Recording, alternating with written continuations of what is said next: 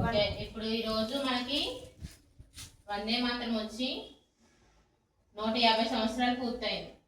అందుకని ఈరోజు వందే మాతరం జయంతిని మనం చేసుకుంటున్నాం. అందుకని ఇప్పుడు మనం వందే మాతరాన్ని పాడాలి. అర్థమవుతుందా?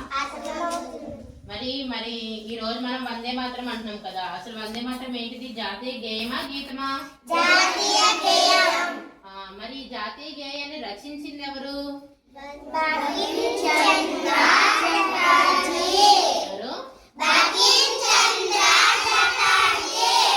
మరి ఆయన రాశారు కదా, మరి ఫస్ట్ పాడింది ఎవరు?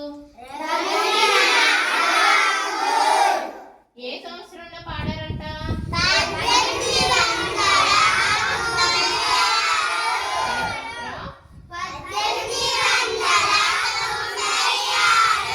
ఇప్పటికి ఎన్ని సంవత్సరాలు అయిందంట?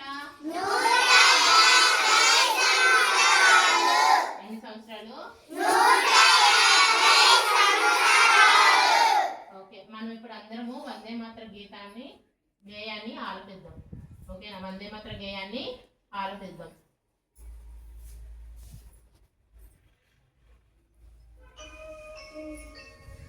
దాంతో పాటు మీరు కూడా పాడండి.